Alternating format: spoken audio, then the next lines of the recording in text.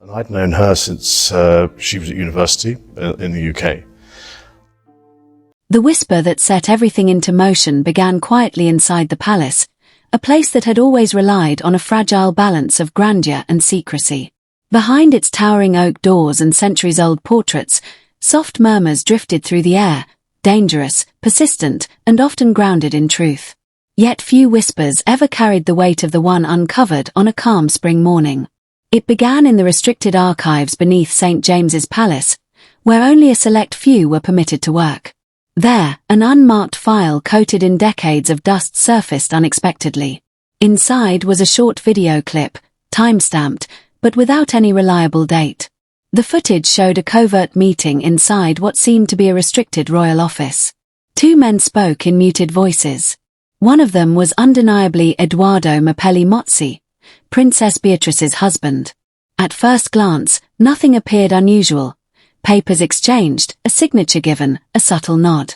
But once cross-referenced with old financial records linked to a dormant royal charity fund, the implications shifted from curious to alarming.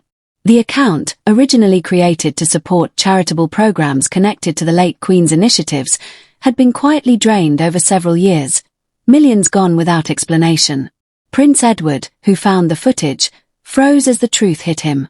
Known for discretion and loyalty, he understood immediately that what he had uncovered had the power to protect the monarchy, or fracture it beyond repair.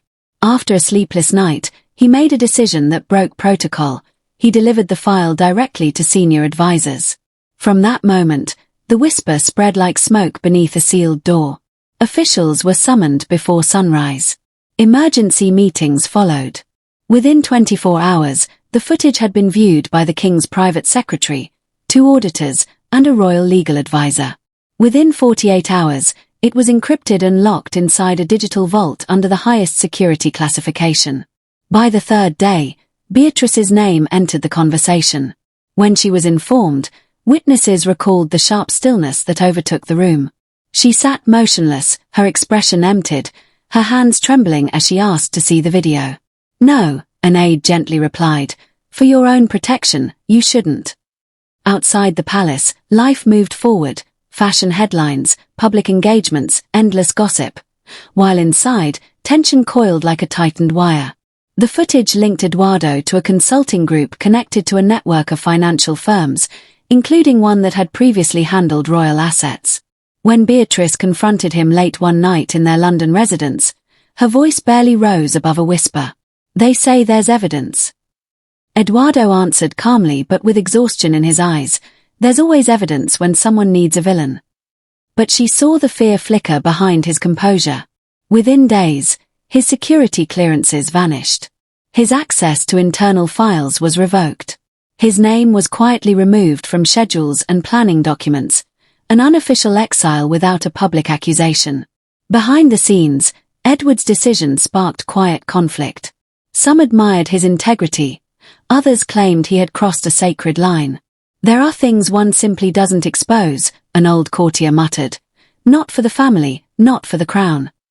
But Edward would not bury the truth.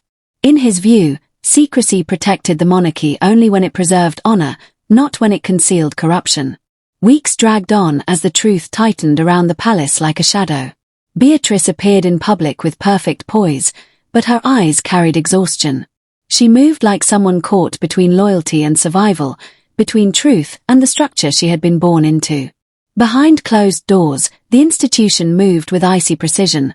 Lawyers drafted non-disclosure agreements, accountants pored over ledgers, advisors debated strategy. Yet the central question remained. How had the funds disappeared, and who decided that silence served the crown better than transparency? The footage lingered like a curse, a piece of evidence no one dared fully define. And so the whisper grew into a quiet storm, a secret uncovered, a marriage strained, a prince haunted by responsibility.